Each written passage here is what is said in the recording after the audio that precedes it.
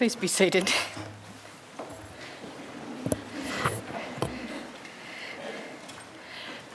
Well, welcome everybody to tonight's Narrm Oration. My name is Margaret Shield. I'm here in two capacities this evening. I'm both the Acting Vice-Chancellor, which most people understand, and the Provost, which most people don't. But broadly, I'm responsible for all things academic in the university, so it's a very great pleasure to be here in both capacities. And to welcome you all here to the University of Melbourne. The Narrm Oration is named in honour of the country on which we now stand, using the Warrawong name of the country surrounding Port Phillip Bay. The Narrm Oration gives the university a wonderful opportunity to present leading Indigenous thinkers from across the globe to enrich the public vision of the future for Indigenous Australia. It's also an occasion on which we acknowledge the contribution of our growing cohort of Indigenous colleagues in higher education, internationally at home, and also celebrate with our wonderful cohort of Indigenous students and cadet staff. The Narrm Oration is a companion to the Dungala Kayella Oration held in Shepparton each year, which focuses on regional Indigenous issues. This is the 6th year in which these two orations have been delivered. Tonight, I especially welcome all of those who have come from outside the university, from business organisations, government and community organisations, and in particular visitors from Rio Tinto Australia, the foundation corporate partner of Murrup Barak, the Melbourne Institute for Indigenous Development. It's also a great pleasure to welcome this evening Auntie Di Kerr, who's going to do the formal welcome to country, to our speaker, Professor Linda Tuhiwai Smith, from the University of Waikato, who I'll introduce shortly, to our many distinguished colleagues and friends. Auntie Di, as she's mostly known, is a valued supporter of the university's Indigenous programs and education more broadly, and always a most welcome visitor to our campus. She's an Aboriginal elder of the Wurundjeri people and identifies with the Murrup Barak clan. She has worked for over 30 years on the social, health and wellbeing issues that affect Indigenous people. Her career has included community work with the Dandenong and District Aboriginal Cooperative, Native Title Services and the Link Up program supporting people impacted by the stolen generation. She has also been involved in childcare, education and cultural awareness for the wider community. In her work, Auntie Di seeks ways to find ways to strengthen the social and emotional wellbeing of Aboriginal peoples, and it's a wonderful opportunity to invite you to welcome to country.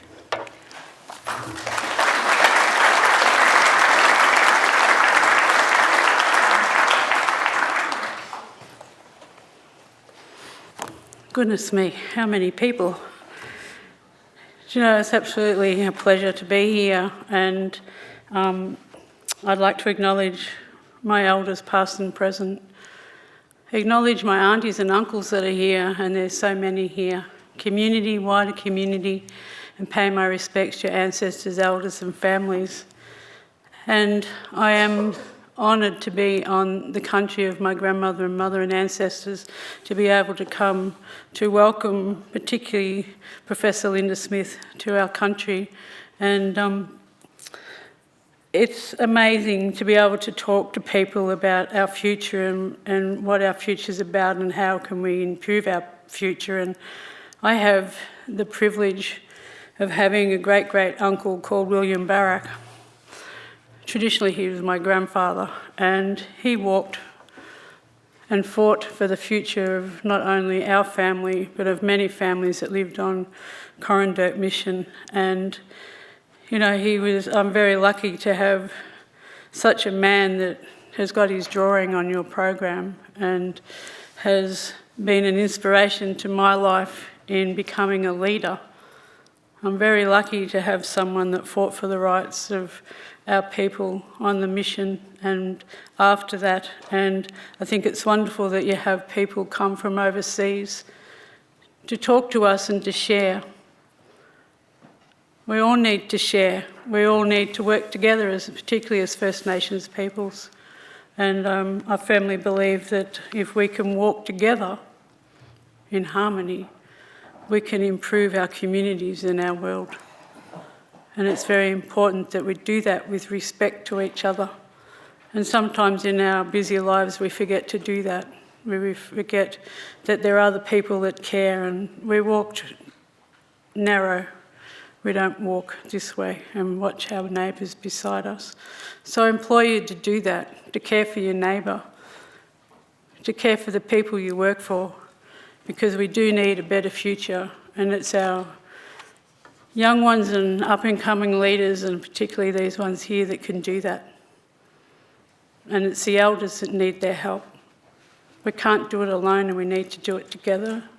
We need to do it together with Indigenous and non-Indigenous, and we need to do it equally. So thank you again for having me, and I have my grandson here, so I hope you don't mind. He's been pretty good so far. I just hope he doesn't fall asleep and I don't carry him up there, but I'll find someone. But thank you very much, and he is one of our future leaders. So on behalf of my elders, I say, may Bunjil, my Creator, surround you and keep you safe on country. Wamajika, Wurundjeri, Balak, Yemen, Gundibik. That means welcome to the home of Wurundjeri country. I wish to welcome you all from the tops of the trees to the roots in the ground, because when you look after country, country does look after us. So thank you.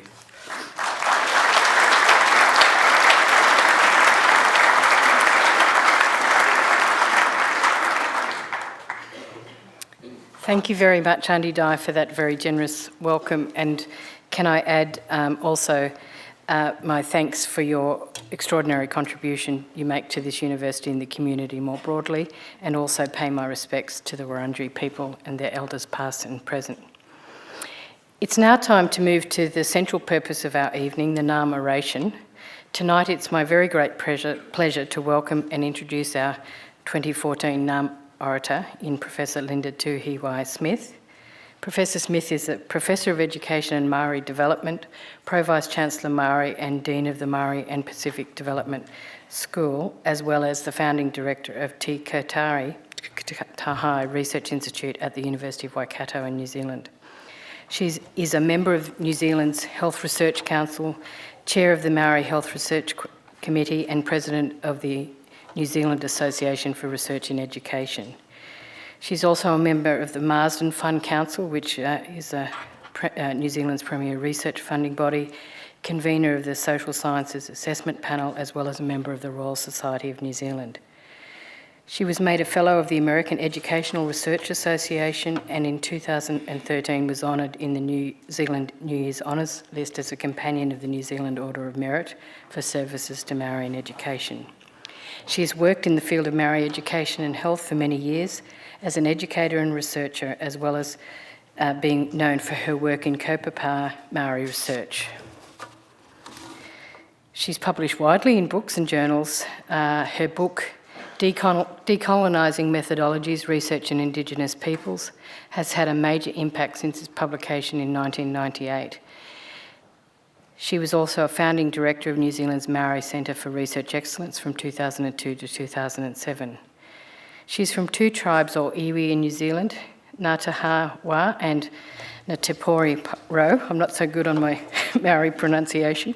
But as an orator tonight, she's going to speak on Indigenous knowledges and how they will help us think about the future. And it's a very great pleasure to welcome you to deliver this address.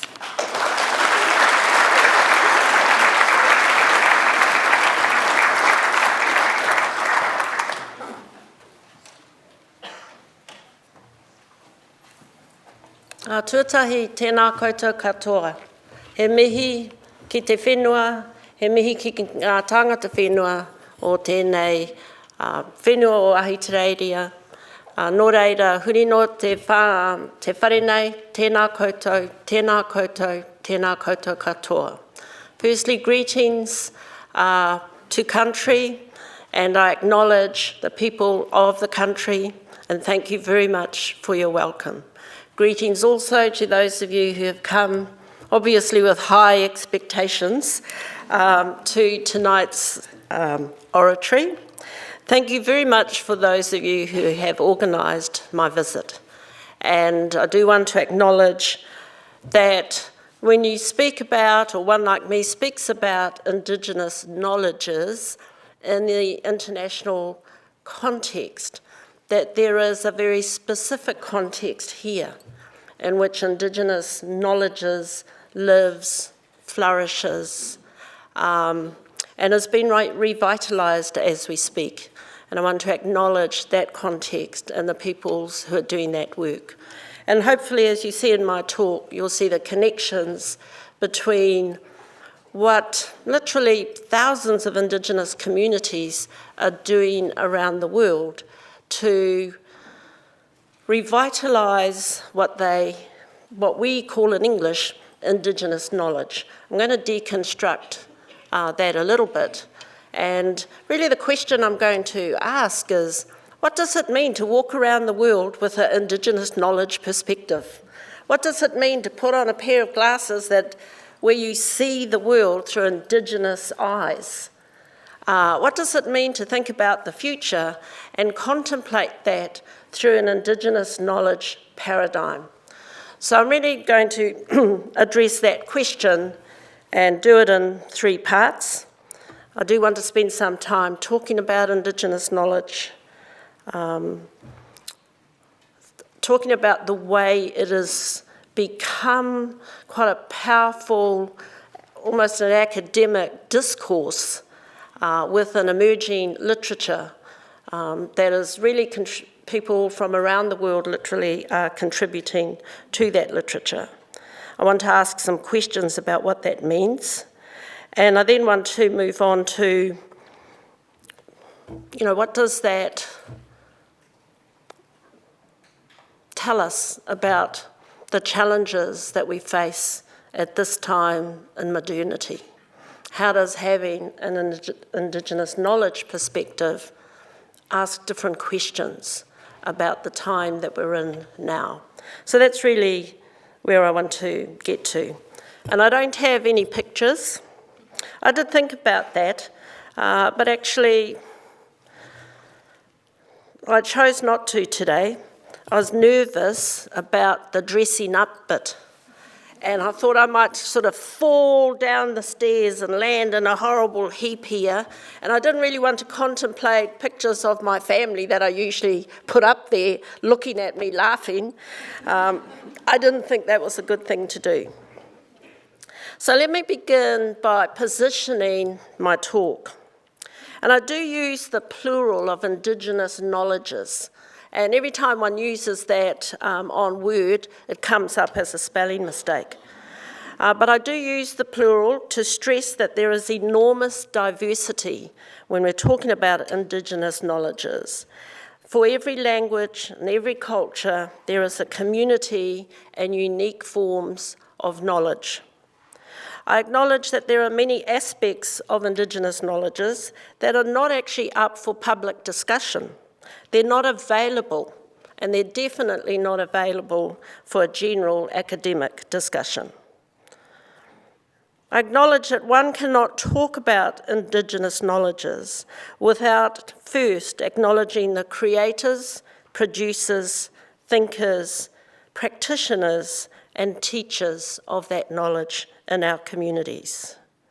I also acknowledge that Indigenous knowledges are intimately connected, intimately bound to peoples and to places. Until recently, Indigenous, Native, Aboriginal peoples were not seen to have created or have valued knowledge. They were not seen to have invented technologies or to have developed complex, abstract thought. In one sense, all these statements are what gives Indigenous knowledges its potency, what makes it a powerful counter-paradigm to modernity. I draw on my understandings of Indigenous knowledges from my own context in Aotearoa, New Zealand, and from decades of visiting with, listening, yarning, observing, participating in interactions and practices that are deeply informed by Indigenous knowledge in contexts across the world. So increasingly, Indigenous knowledge has emerged, so in the last 20 years in particular, as a domain of interest, debate and research among Indigenous scholars, educators, social service practitioners, social justice activists, museum curators, environmentalists, and community development specialists. So it's often used in four terms, is what you hear in the literature or read in the literature. One term is traditional knowledge. And I understand from my sister, who's been an activist around the Declaration of Indigenous Peoples, that the term traditional knowledge was hard fought for by our Indigenous activists to get that acknowledged, traditional knowledge. So in many international charters, the term used is traditional knowledge. Others use the term traditional ecological knowledge. I hear the term local community knowledge, and then the term Indigenous knowledge and Indigenous knowledges. So all those terms are used. They actually have different genealogies, and I'm really going to stick with the Indigenous knowledges one tonight. So people have struggled to talk about and define Indigenous knowledges in ways that make sense, that translate across languages and cultures, across time, and the legacies of racism and colonialism. It is often discussed in oppositional ways to Western knowledge, that it is everything science is not. It is often classified and framed according to how Western knowledge and curriculum is defined. Neat and tidy, dumbed down for children, without revealing either its inattentions or its great accomplishments. It is often identified as not being knowledge at all, definitely not real knowledge, more like myth, belief, superstition, religion, witchcraft, unscientific, lacking in rational, empirical, technical, innovative understandings of the world, and just plain simply wrong. It is often talked about too as lost knowledge, past, that it ended when Europeans entered our lands, that Indigenous knowledge stopped. The creation of it stopped. So, in reviewing all the literature and listening to numerous people speak over the last few years, I've kind of collected a list of the different ways people define Indigenous knowledges. And I know some of you will know all these definitions. So it's often seen as a system of knowledge, a mode of understanding, as performance, as ritual and ceremony, as collective intuition, as dreams, as wisdom, as stories and their truths, as rules and protocols, as practices, as insights, as teachings for humans and non-humans, as interpretative awareness, as inward knowledge, as medicine, as spiritual awareness, as agency in material and metaphysical contexts, as constitutions and guides, as laws and law, as ethics, as relationships and responsibilities, as a way of being, as a way of living, as a set of values, as visions and maps. Gregory Kaheti, who writes in this area, identifies 4 aspects of Indigenous knowledge. One is traditional knowledge about our creation stories and our traditions and teachings. The second is our empirical knowledge, our observational and experimental knowledge. The third he identifies as our revealed knowledge, what we get from vision quests, dreams, rituals, and ceremony. And the fourth about our contemporary knowledge, our problem solving, and our experience under colonialism. Jeanette Armstrong and Douglas Cardinal talk about a combination of skills that we use to deal with the unknown, our analytical skills, our spiritual awareness, our emotional, intuitive sensitivity, used in a deliberative, meditative process that pulls our capacities together and enables us to act without hesitation or question. I would add the following understandings that I have thought about. So I understand Indigenous knowledges to be as much about knowing and being a good Indigenous person as it is about what is known. It is about the understanding of the human person and communities and their relationships to all other non-human, non-sentient agents. It is about concepts of time and space that connect Earth to Earth's universe and beyond, and that connects humans to ideas 1,000,000 times greater than the idea of humankind. It is about imagination inspired by experience over the generations. It has been honed, tested, shaped by experience, by our own social controversies, by traumatic crises, by the resilience of our ancestors.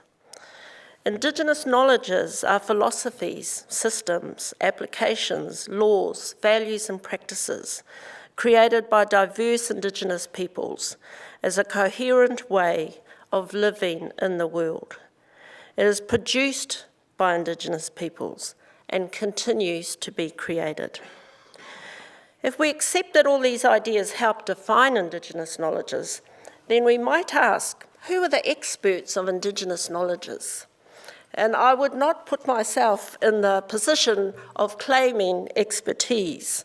So when you ask in our communities, who are the experts? People might say, well, you need to go and see Auntie.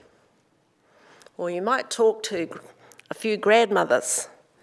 Maybe you should go and sit with some elders. Perhaps you need to visit with medicine men and medicine women. Perhaps you need to go and meet with our practitioners, our artists, maybe our hunters, our fishermen, our gardeners. Perhaps you need to take an evening out and look at the stars with one of our readers of the stars. Perhaps you should spend time on the oceans with our navigators and our sailors. Perhaps you should understand the way the wind talks, the wind whispers, the wind encourages, the wind dams and destroys us. Perhaps you should observe fire and sit around a fire and talk to our experts. Perhaps you should talk to the animals. You should sit there and kind of have a conversation and seek out the animals who once lived and flourished on those landscapes. Perhaps in some communities there are actual teachers who will take the time out to sit with you, to instruct you, to tell you stories. Perhaps if you're fortunate and you get access, you can sit with clans and kin groups, with societies of specialists, They may be specialists in gardening. They may be specialists in mediation. They may be specialists in negotiation. They may be specialists in making peace. Perhaps they are our warriors. Perhaps they have people who've learned to reshape the environment. Perhaps they are ones who can mediate the spirits, who can sit there and diagnose you and go away.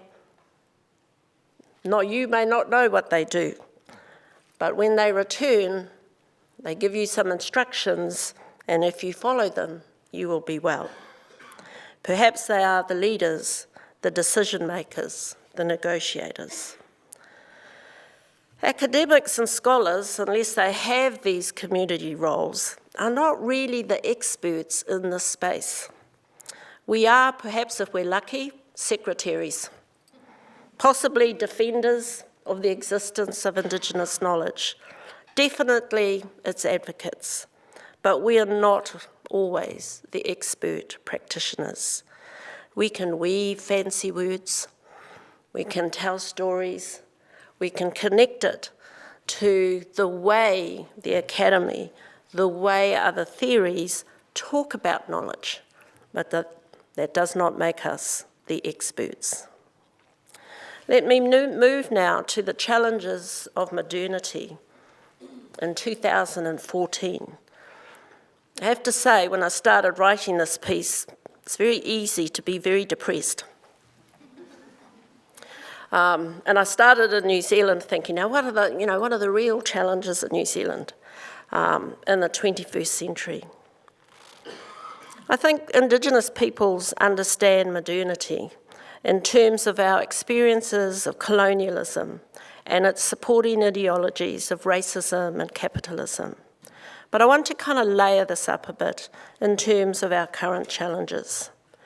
Despite the United Nations Declaration of the Rights of Indigenous Peoples and recognition of Indigenous peoples at the international level of the United Nations, Indigenous peoples worldwide still experience significant social inequities, marginalisation and exclusion, denigration of culture and language, and major barriers to participation in nation states.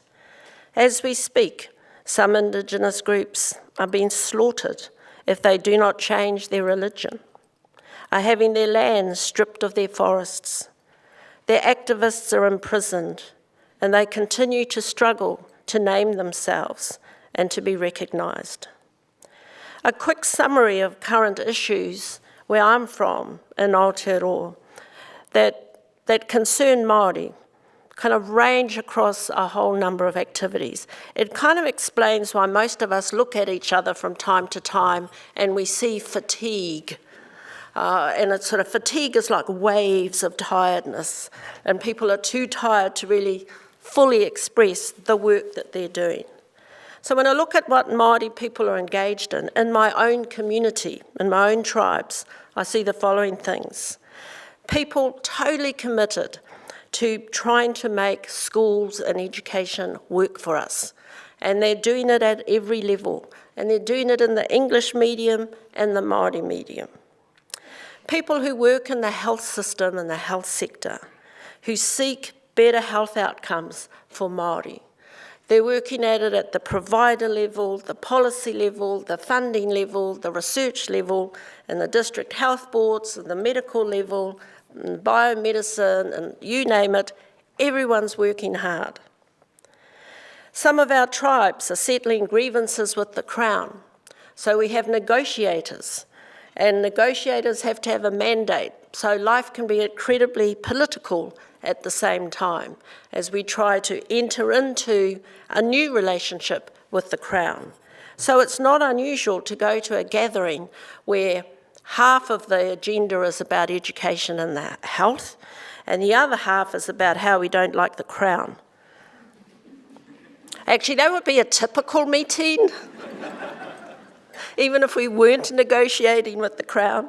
But when we are in negotiation, our people understand absolutely it is a political negotiation, and it is about strategies, it is about an opportunity to negotiate for the best package that you can.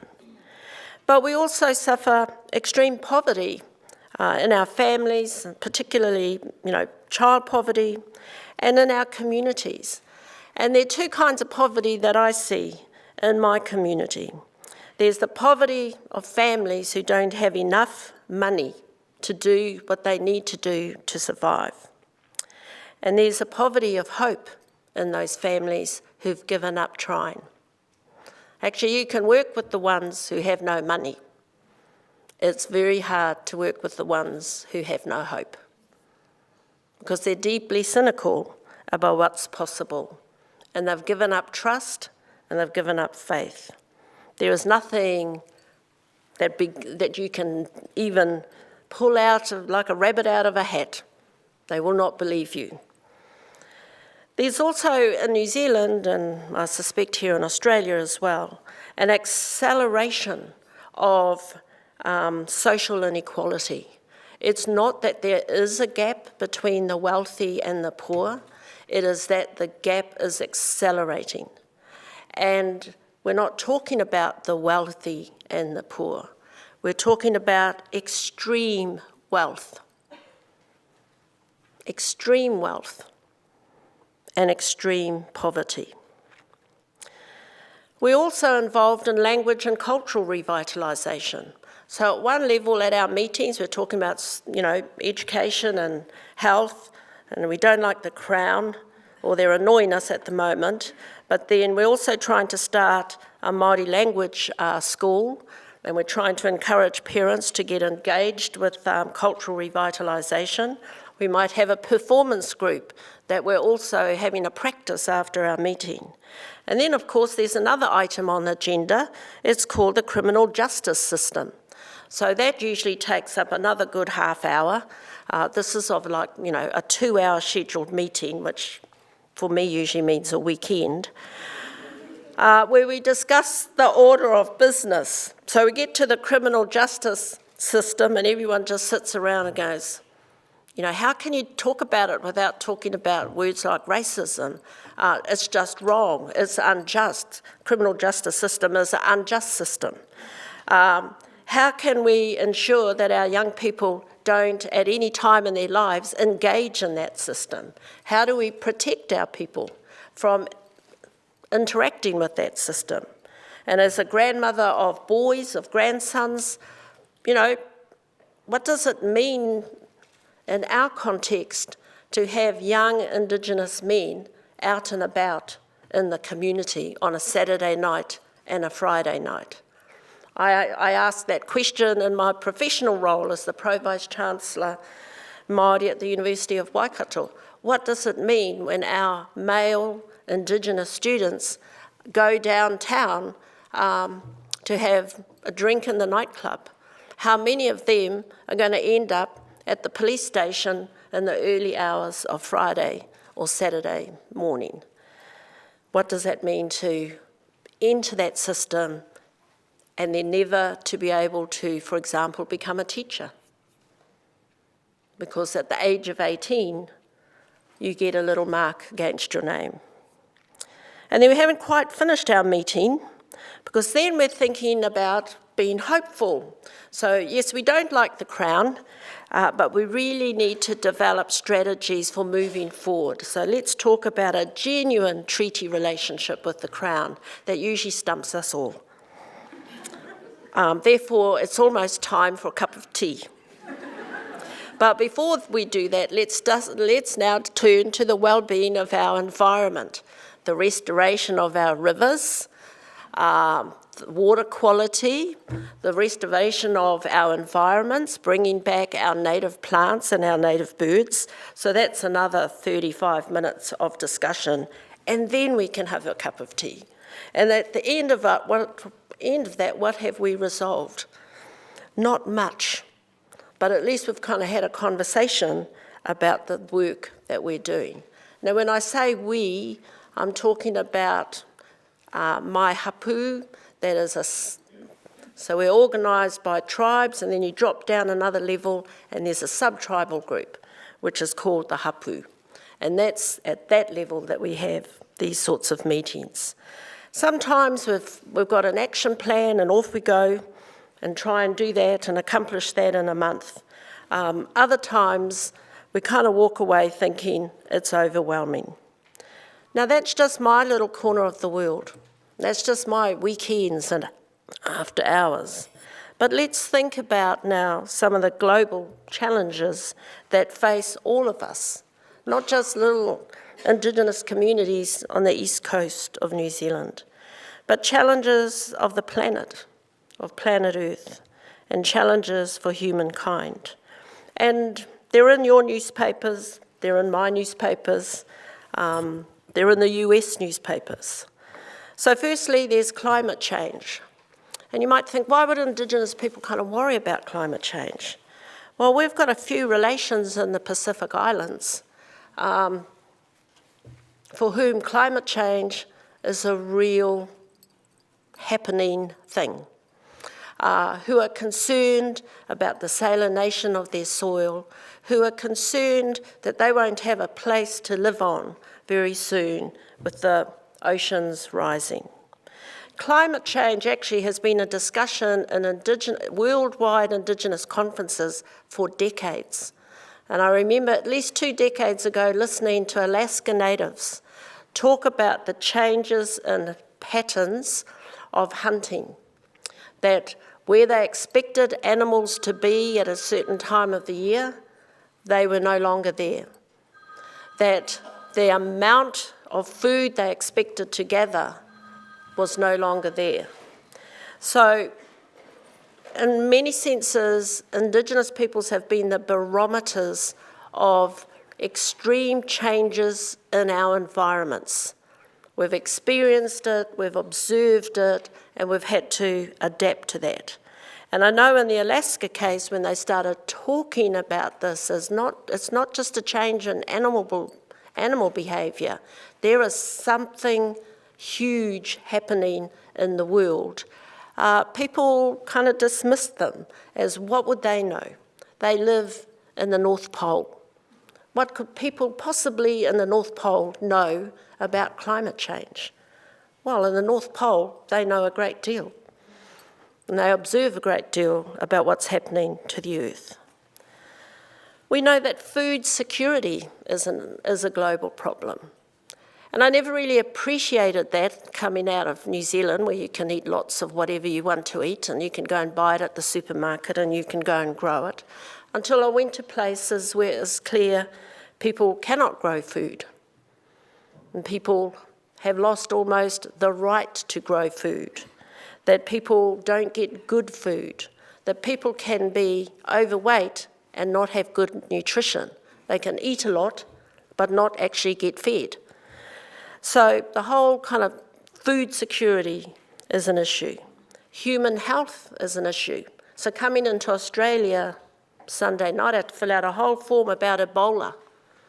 You know, it wasn't that the first question was, have you been in West Africa? No, you had to fill out everything first to get to the question, have you recently been in West Africa? So everyone is doing that coming into Australia. Human health is a huge issue, and Indigenous human health in particular. The rapid decline of Earth's biodiversity. I talked earlier today about what it means when you travel and everything is the same. You know, you go to a shopping mall in Auckland, in Melbourne, in Tucson, in San Francisco, in Vancouver, and they're all the same. I tell you, it's profoundly disappointing if you like shopping. But it's the same with our biodiversity. When, you know, I visited a place about a year ago, and I suddenly had this incredible doubt. So I had to text a friend asking whether coconuts were actually indigenous to the Pacific Islands, or were they indigenous to the Caribbean islands? And were they indigenous to parts of Latin America? Now, why would I ask that? I got off the plane and it looked like I'd landed in Samoa, but I wasn't. I was in an entirely different country, in an entirely different ocean, and the scene was some sort of version of Hawaii. Palm trees, hula girls, hotels, and big fat cocktails and coconuts. And so I had this little moment of doubt thinking, am I in the right part of the world or have I landed on some parallel universe? And in a funny little way, it's like our environmental kind of footprint is just kind of reproducing a particular vision and sort of dream of what the world and what our landscape should look like. Our environmental damage is huge. We overconsume, particularly in the Western world, but I've been to the non-Western world, and there is this huge drive to overconsume whatever there is that we can have. It's like the desire to have more, and then when you get more, you get more, because the whole point is to have more. And built into the system of more is the other downside of it, which is more rubbish. So you consume more and you make more rubbish, that things are not built to last. So you buy something knowing it lasts 5 years or 10 years, and that then means you've got to buy more. And it gives people like me real permission to shop. I really enjoy that, but it's actually fundamentally wrong. And I understand that, this kind of drive to consume and then drive to produce waste. So where does all the waste go? Well, usually to where people like us live, to where vulnerable people live, and to where many Indigenous communities live. And then there is security. So as someone who travels a lot, I've kind of resigned myself to always be polite when travelling through customs and immigration, to never question, to smile patiently in queues that some countries love, kind of producing queues. Like they could process you fast, but no, they've got to put you in a long queue that kind of winds its way, you know, God knows where, to where the bags are. And you smile and you go, yes, it's for my safety. It's for our safety. And we live in a world where we are insecure. We're insecure when we travel. We're insecure on the internet. We're insecure often in our own homes. So that's just kind of 8 big issues from a newspaper if you're thinking about the global level of what we confront at the moment. So now what I want to do is kind of reframe all of that with my Indigenous lens on, my Indigenous knowledge lens, and ask a different set of questions. And in doing that, I'm going to kind of draw forward some of the definitions of Indigenous knowledge that I talked about earlier. So here's some questions. What is the ethical relationship between human beings and non-human beings? And why should we worry about that ethical relationship? What is the ethical relationship? And by that I mean, what is the relationship between humans and not just the animal world, but the plant world and the environment? Do we have responsibilities as humans to that world? How do we exercise that responsibility? And to what extent are some of our practices a breach of an ethical relationship? How can we restore balance between the needs of human society and the environment? What does balance look like? Does balance look like humans can just go and help themselves to whatever they see? without any responsibility to replenish, to regrow, and to sustain? Is it all about what humans determine we need from the environment? Does the environment exist solely for our pleasure, for our consumption, for our fantasies about how to redesign it? Is that why the environment exists? What is the appropriate governance of planet Earth? I think this is a really important one, having sort of gone through some of the United Nations material. I don't think it's the United Nations. I don't think it's the World Intellectual Property Organization. I don't think it's free trade agreements. What is the appropriate governance for planet Earth? And how can nations, institutions, corporations, and communities implement better governance? How do we even begin to think about that as governance of the earth? We can talk about globalisation all the time. Talking about shopping malls, that's talking about globalisation. But we don't really think about the greater issues of governance. What we have is an ideology around the marketplace. The market determines the governance of planet Earth. Well, that's not really working from an Indigenous point of view. Fourthly, should human beings be temporarily stripped of their status and responsibilities until they have learned to curb their arrogance? How might we do that? How might we strip humans of their status as number one living entity on Earth? Let's think about that for a while. Maybe we could do it like divide the Earth into quarters, and we strip one quarter at a time so that the other 3 quarters can laugh. Maybe we do it with all the men first, and then all the women. Maybe we just turf ourselves out into the environment and hope animals forgive us. I don't know, but at some point we need to think about ourselves as supremely arrogant in the way that we act, and to think about how do we curb that arrogance in ourselves? How do we understand that arrogance? Because I don't think, the Indigenous perspective I come from, what we were taught is, yes, humans, that's what humans are, and that's why humans have all these other responsibilities and duties, because we have this innate potential to be prats and to do real bad things.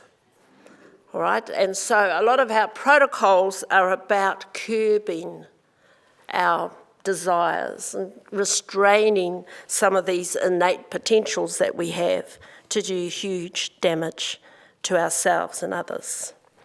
Fifthly, how can the greater diversity of cultures and languages be recognised, acknowledged, and incorporated into global, national, and regional institutions?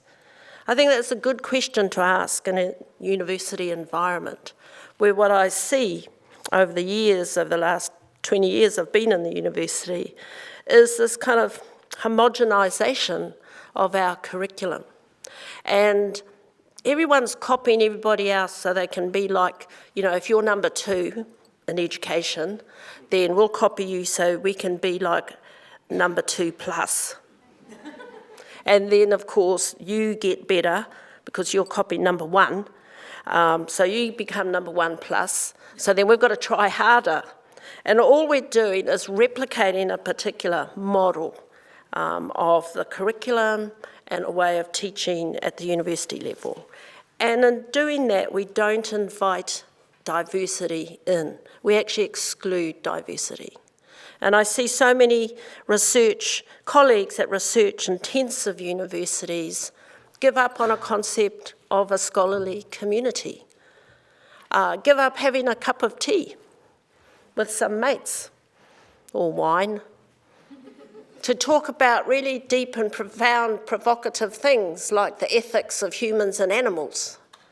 No, we get in and we write our next paper to publish in a journal that none of our own communities will ever read. And we put a mark saying, well, we've done that. It's better if it has an H factor or H factor. And so we kind of line things up. We plan our career around producing knowledge that we believe fundamentally will be transformative, will inform, will be valued. And sometimes I question whether that is of greater value than some of the other work that scholars could do and should be doing that go beyond simply that production of research. I also think in that kind of environment, if you think differently, it's harder to put your difference out there. For example, if you work in the space of Indigenous knowledge, name me 5 journals you can send your paper to where you could write it in an Indigenous language. Oh, well, okay, I'll take the Indigenous language criterion off. Name me 5 journals where if you're writing in Indigenous knowledge that count as international refereed, peer-reviewed journals that you can send your paper to. Very, very difficult. There are 5. There are a few more. But in order to produce new knowledge, you need avenues to have that knowledge published and to have people engage with it. And I've learned through my own efforts at starting journals, there's a whole industry around a journal. Who the editorial board are, who the big publishers are, and now I discover you can become part of a package. All right, so you can produce actually a not very good journal, but you can have it as part of a good package of other journals that the publishers will force the University of Melbourne to purchase at great cost. And then your not very good journal becomes a great journal. Not because of the journal itself, but because of the industry of academic publishing and the way that that is moving. So, I mean, my real question is around diversity. How in those systems can you begin to do things differently? How can you invite diversity in when we're becoming more homogenous, when we're becoming more constrained, and when we're being driven by particular incentives to research and publish in particular ways? Okay, another question with my Indigenous knowledge hat on. What cleansing and healing practices can we co-design and implement to mediate damage in our environments and in our communities? How can we begin to do that together? Because I don't think it's the responsibility of Indigenous communities to heal themselves. I don't think it's the responsibility of the earth to heal itself. I think it's a collective responsibility. So how do we begin to do that? How do we mediate damage? How do we heal? How do we cleanse? I actually think those are very important ideas. How do we begin to cleanse? Because that requires us changing, us transforming, us clearing ourselves, curbing our arrogance. Then how do we heal? That requires us to think about mediation strategies, to think about actions that repair damage, to think about strategies for the future that go forward. So they're not the same thing, cleansing and healing. They're 2 different sorts of tasks that we do. We might call them other things. We might call them interventions even. But it's how do we mediate damage? How do we begin to repair that? My next question is how do we incorporate Indigenous sustainability principles and practices into modern, contemporary New Zealand or Australian life? How do we begin to address sustainability? And sustainability across a range of dimensions. I know in my own institution we had a big conversation about sustainability because we thought we were really good at it. And we thought we were good at it because every faculty taught courses or papers in sustainability. So we thought the more that we taught, that must mean that we're really expert at it. Until you get all the sustainability teachers into a room and realise they don't understand each other. That's the first thing. They've got completely different views of what sustainability is. And you've got the environmentalists thinking that the business sustainability mob are a bit off, you know, because they're talking about how do you sustain capitalism. And the environmentalists are talking about how do you sustain good environmental practices. And the educators and teachers are thinking, well, neither of you know what you're doing. So how in that pea soup of people who are thinking about sustainability do we actually come to understand some core principles about our practice? And how do we translate that, not backwards and forwards, not just from this kind of context out to communities, because actually a lot of communities practice sustainability and have things to teach us. But also, thinking about sustainability a bit more critically, don't get romantic about the sustainability of poverty. Don't get romantic about the sustainability of exclusion and marginalisation. That's not sustainability. Just because we do it over and over and over and over and learn how to survive, that's not the sustainability practices that I think Indigenous communities are talking about. They're talking about the application of Indigenous knowledges and of values and of ethical principles to the work that they're doing. And they see it as a way of overcoming exclusion, a way of overcoming trauma, a way of overcoming the past. That the sustainability idea is actually about how do we live as flourishing communities in a flourishing environment. How do we live hopefully? How do we live with good relations to the wider community? How do we live as citizens of a country? How do we live together in sustainable ways? So, to me, the questions of sustainability, when I hear our communities talk about it, it often concerns me that they're talking about sustaining practices that they've learned as a result of colonialism. They're sustaining how to eke out a living. They're sustaining how to survive, what Gerald Visner called survivance. And I think sustainability really, when you go back to our values, is a much greater idea than that.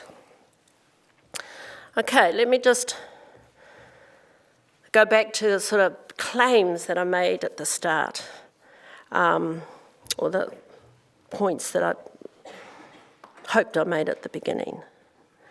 Is when I think about Indigenous knowledges, I don't think about them as a kind of bundle of knowledge that exists out here that I can go and read, or that I can go and grab, that I can go on the internet and access. I see them very much as sort of relationships, principles, values, and ethics, a way of understanding that knowledge I might be able to go and find. I see it as a responsibility, that to know is to be responsible. To know is not to be arrogant. To know is to be more responsible. And so when I think about the future and how Indigenous knowledges might help us think about the future, I think it brings us back to some core understandings and questions about who we are as human beings, and how we live on this earth, and how we live in these communities. And those are really core questions that I often don't hear asked by our politicians. I don't hear them discussed in our staff rooms. I don't hear newspapers address them. If anything, I hear them being ridiculed as, why would you worry about the governance of the earth? You know, that's a silly question, because the horses bolted. When the horses bolted, you shut the gates and get on trying to cope with the crap they left behind. And I don't agree with that. I think more horses bolt if we don't address those questions. I think more things are damaged, and I think we kind of hurtle to what's been described as a tipping point where, yes, there is no going back, and all our lives are transformed, and the things that we valued disappear. And that becomes a trauma that all of us have to then try and cleanse and heal ourselves from. So I see in Indigenous knowledge as a way of thinking ethically about the future. I see in Indigenous knowledge as actually some hope and some ideas about how we grapple with complexity. And I see in Indigenous knowledge a way that communities can truly be engaged and truly participate in some of the big questions about how we as societies go forward. And I see in Indigenous knowledge as potential for collaboration, potential for co-production, potential to work together to solve some of these issues. Thank you.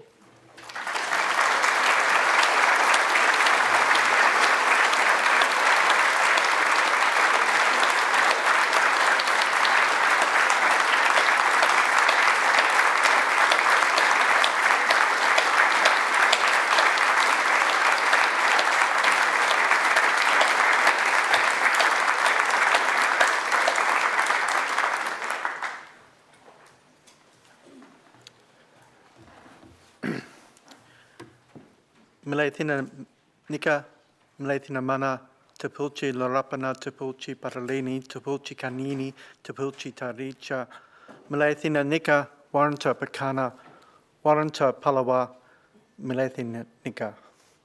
Good evening, my name is Ian Anderson. I am the Professor for Indigenous Higher Education and the Pro-Vice Chancellor Engagement here at the University of Melbourne.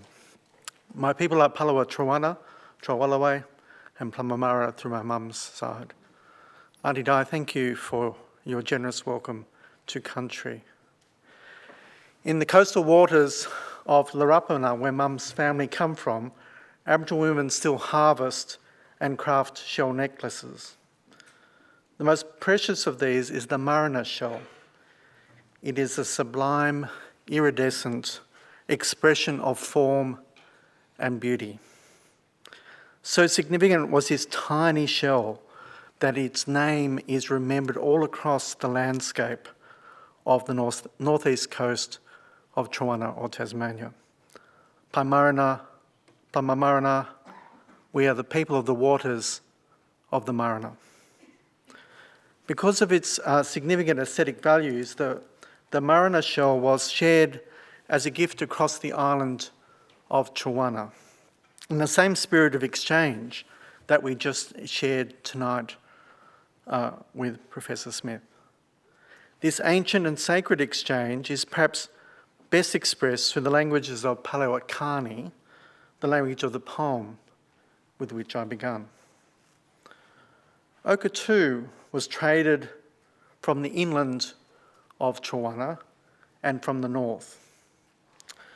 Particularly important was the ochre mining sites in the mountains of the centre of the island, in what was called the Spirit Country.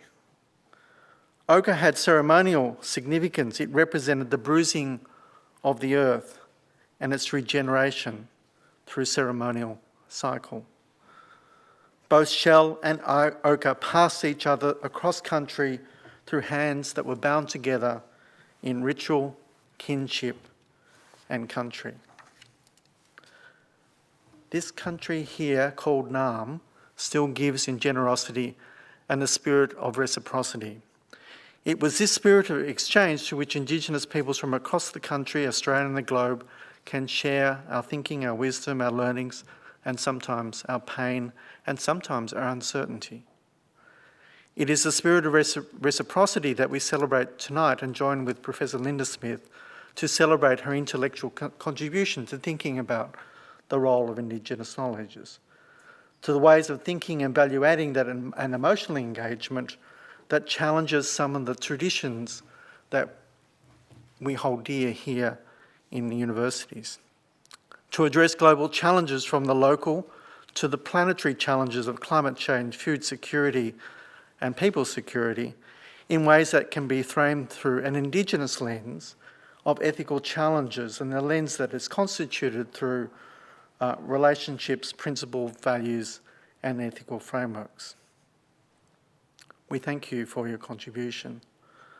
I would like to conclude by commenting on some of the ceremonial culture that we brought here to this oration, and I reference both the fur and the bling, which bring together the elements of Indigenous high culture together with the medieval traditions that frame the high culture of this academy. The possum skin cloak was designed and gifted to the University of Melbourne by the Wurundjeri artist Mandy Nicholson. Her use of traditional Wurundjeri symbology respects the fact that Parkville is on Wurundjeri country and is a sign of respect to her ancestors. The swirl throughout the design depicts two things. Firstly, it represents the smoke of the welcoming fire by the way of the traditional Wurundjeri welcoming ceremony. This is to symbolise a welcome for all students at this institution, from the local to those who travel the world to study here. Secondly, the smoke swirls depict the learning and the personal journeys of students and the connections they make personally and professionally while at the university. We wear it to honour the Wurundjeri peoples who have gifted their totemic designs to the high culture of this university. It celebrates the contribution and the role of the Indigenous Academy or faculty who are represented here tonight. We also wear our academic robes with the same thoughtful significance. The robes signify the disciplines, the traditions and the responsibility of being a university graduate. The role of deep knowledge and the value we attach to excellence, rigour and truth-telling. In wearing these robes, we are claiming our cultural space not at the margins, but at the very centre of the academic project. And we do so with the collegiality of our non-Indigenous colleagues who we consider to be our intellectual peers. The cloak and the gown culturally enrich each other. The academic forms and the Indigenous cultural symbols bring to the 700-year history of the university a profound tradition of 1,600 generations that create an intellectual arc that spans the human story. Tonight, Professor Linda Smith, you have provoked, challenged and expanded our intellectual universe. On behalf of my colleagues, my friends, we thank you.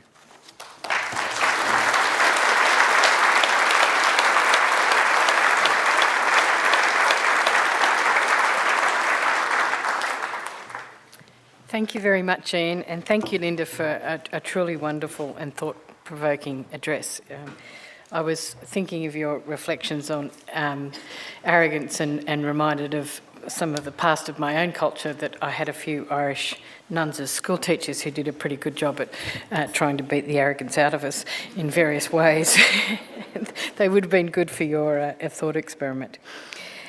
Also, thank you very much, Auntie Di, for your welcome, and to the musicians for their contribution, to the staff of Murrup Barak and the University Events team who do so much work to make it seem so seamless to put on an event such as this. And thank you to the audience who've been truly attentive, and I think your grandfather would be proud of your grandson as he's behaved impeccably down the front here. And as I draw it to close, could I invite you to stand and for the final procession? Thank you very much.